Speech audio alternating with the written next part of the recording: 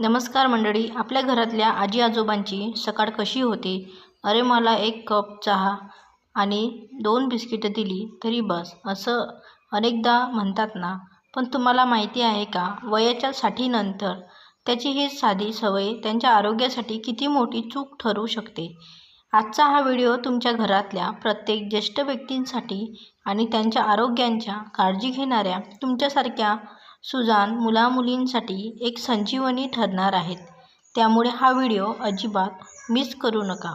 सर्व ज्येष्ठ मंडळींना माझा सस्नेह नमस्कार. वय वाढतं तशा शरीराच्या गरजा बदलतात. मित्रांनो, जशी कॅलेंडरची पानं उलटतात आणि आपले वय वाढते, अगदी तसेच आपले शरीरही आतून खामोशीने बदलत असते. अनेकदा आपण वयाची 60 वर्षे ओलांडल्यानंतरही तोच जुना दिनक्रम फॉलो करत राहतो. पण लक्षात ठेवा, या वयात तुमच्या आरोग्याची सर्वात मोठी गुरुकिल्ली औषधांच्या डब्यात नसून तुमच्या दिवसाच्या पहिल्या ताटात म्हणजेच तुमच्या सकाळच्या नाश्त्यात दडलेली आहे.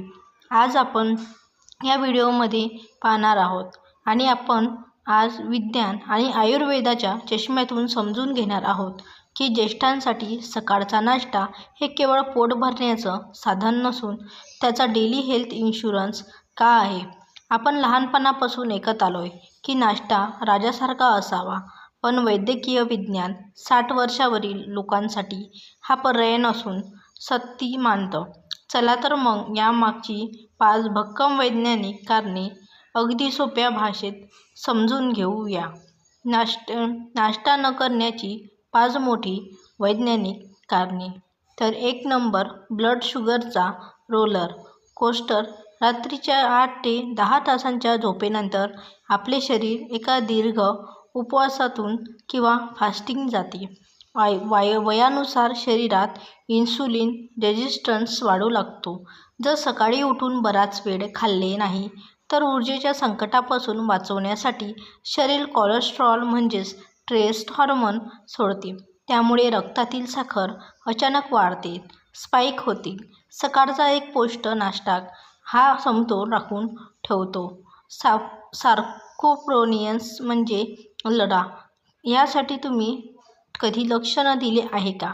म्हातारपणी अनेकदा हातपाय बारीक होऊ लागतात, अशक्तपणा वाढतो आणि चालताना तोल जाऊ शकतो. तर याला वैद्यकीय भाषेत सार्कोपेनिया म्हणजेच स्नायूंची झीज म्हणतात. ज्येष्ठांचे शरीर प्रोटीन्सना इतरांपेक्षा वेगाने प्रोसेस करू शकत नाही. सकाळी योग्य प्रोटीन न मिळाल्यास शरीर स्वतःच्या स्नायूंना खाऊन ऊर्जा मिळवू लागतं.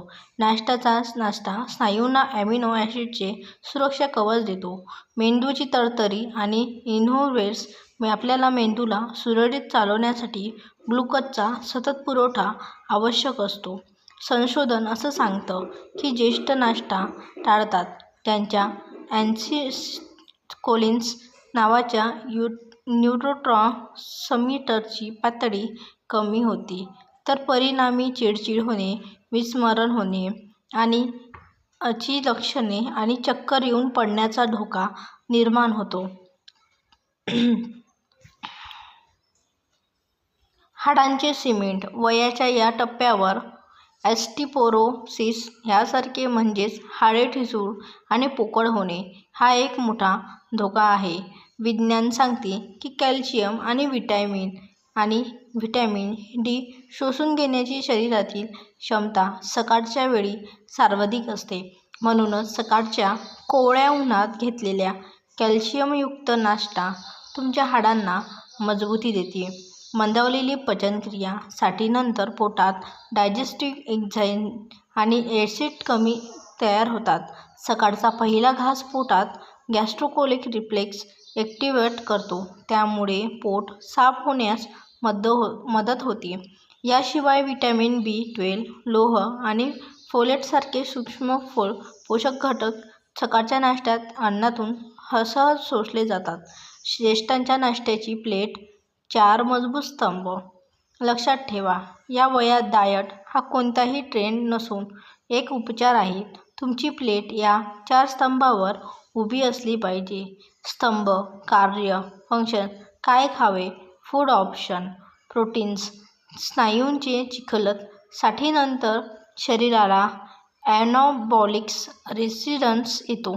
ताकद टिकवण्यासाठी तरुणांमध्ये जास्त प्रोटीन हवे. प्रत्येक जेवणात किमान 20 ते 25 ग्रॅम प्रोटीन असावे. अंड्याचा पांढरा भाग, ताजे पनीर, सत्तूचे सरबत, मूग डाळ, सोया किंवा टोफू. फायबर पचनाचे इंजिन, बद्धकोष्ठता दूर करते, खराब कोलेस्टेरॉल शोषून घेते आणि साखर नियंत्रित ठेवते. कोंड्यासह गव्हाचे पीठ, ओट्स, चिया सीड्स, जवस आणि सालीसकट फळे. अशा प्रकारे कॅल्शियम व व्हिटॅमिन डीची हाडांची ताकद. कॅल्शियम हाडांना घनता देते, तर व्हिटॅमिन डी ते शरीरात शोषण्यास मदत करते. नाचणी हा यासाठी सर्वोत्तम पर्याय आहे. नाचणीची पेस्ट किंवा दलिया, फोर्टिफाईड दूध आणि बदाम. व्हिटॅमिन B12, मज्जासंस्थेची बीज, हातापायाला मुंग्या येणे किंवा विस्मरण होणे ही B12च्या कमतरतेची लक्षणे आहेत. त्यामुळे डिमेन्शियाचा धोका टळतो. आंबवलेले पदार्थ, इडली, डोसा किंवा फॅटचे दूध, ताक, पनीर किंवा डॉक्टरांच्या सल्ल्याने घेतलेले सप्लिमेंट्स. अँटीऑक्सिडंट्सची जोड. या 4 स्तंभांसोबतच नाश्त्यामध्ये रंगीत फळे, उदाहरणार्थ डाळिंब, पपई किंवा भिजवलेले नट्स वापरा. यातील अँटीऑक्सिडंट्स शरीरातील जुनी सूज, इन्फ्लॅमेशन कमी करतात आणि प्रतिकारशक्ती वाढवतात. झटपट, चविष्ट आणि पौष्टिक रेसिपीज. या 4ही गोष्टी एकत्र करून आपण घरातल्या ज्येष्ठांसाठी काय बनवू शकतो? पालक मूग डाळीचे धिरडे. मूग डाळ हे प्रोटीन्सने पॉवर खूप हाऊस आहे. यात थोडे किसलेले गाजर किंवा बारीक चिरलेला पालक घालून मऊ धिरडे बनवा.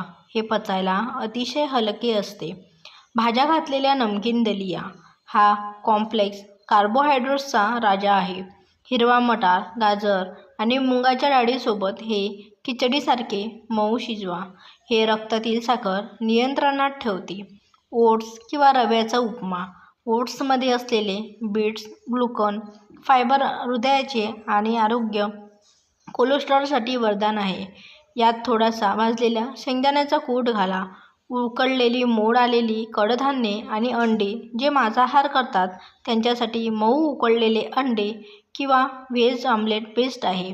शाकाहारी लोकांनी मोड आलेल्या कडधान्यांना हलके वाफवून स्टीम करून घ्यावे, जेणेकरून चावायला सोपे जाईल. वैद्यकीय स्थितीनुसार घ्यावयाची काळजी. Medical precautions. प्रत्येक ज्येष्ठांचे शरीर आणि त्यांची वैद्यकीय स्थिती वेगळी असते, त्यामुळे या गोष्टी विशेष काळजी घ्या. मधुमेह असल्यास नाश्त्यातून पांढरा ब्रेड, मैदा, कॉर्नफ्लेक्स आणि साखरेचा कायमचा निरोप द्या. नाचणीचा डोसा किंवा बेसनचे धिरडे उत्तम पर्याय आहे. उच्च रक्तदाब असल्यास नाश्त्यात मिठाचे प्रमाण अत्यंत कमी ठेवा. चव वाढवण्यासाठी लिंबाचा रस, आले, कोथिंबीर किंवा काळी मिरी वापरा. पोटॅशियमसाठी दिवसातून 1 पिकलेले केळे नक्की घ्या. कमकुवत दात असल्यास त्यांना कोरडे पदार्थ देण्याऐवजी फळांची स्मूदी, दाट व्हेजिटेबल सूप, कुस्करलेली पपई किंवा दुधात भिजवलेला मऊ दलिया द्या. हायड्रेशनचा गोल्डन नियम. केवळ अन्नच नाही तर पाणीही देखील आहे. एक औषध आहे. वयानुसार तहान लागण्याची जाणीव कमी मंदावते. दिवसाची सुरुवात 1 ग्लास कोमट पाण्याने करा. संपूर्ण दिवसात किमान 8 ते 10 ग्लास द्रव पदार्थ जसे की पाणी, पातळ ताक किंवा शहाळ्याचे पाणी पोटात गेलेच पाहिजे, जेणेकरून कार्य उत्तम राहील. शेवटी सर्वात महत्त्वाची गोष्ट, मेंटल हेल्थ. मित्रांनो, ज्येष्ठांसाठी सकाळचा नाश्ता हे फक्त शारीरिक पोषण नाही, तर हे एक भावनिक कनेक्शन देखील आहे. जेव्हा कुटुंबातले सदस्य त्यांच्यासोबत बसून 2 गप्पा मारत नाश्ता करतात, जेव्हा त्यांचे मानसिक आरोग्य आणि भूक दोन्हीही दुप्पट वाढतात. एकटेपणा हा म्हातारपणातील सर्वात मोठा आजार आहे. त्याला आपल्या प्रेमाने दूर करा. जर तुम्हाला आजची ही वैद्यकीय आणि व्यावहारिक माहिती उपयुक्त वाटली असेल तर या व्हिडिओला लाईक नक्की करा आणि आपल्या कुटुंबातील ग्रुपमधील प्रत्येक सदस्यांसोबत हा व्हिडिओ नक्की शेअर करायला विसरू नका, कारण निरोगी राहणे हीच खरी संपत्ती आहे. आरोग्याशी संबंधित असलेली ज्ञानवर्धक व्हिडिओ पाहण्यासाठी आपल्या चॅनलला सबस्क्राईब करा. भेटूया पुढच्या व्हिडिओमध्ये. तोपर्यंत निरोगी राहा आणि आनंदी राहा. धन्यवाद.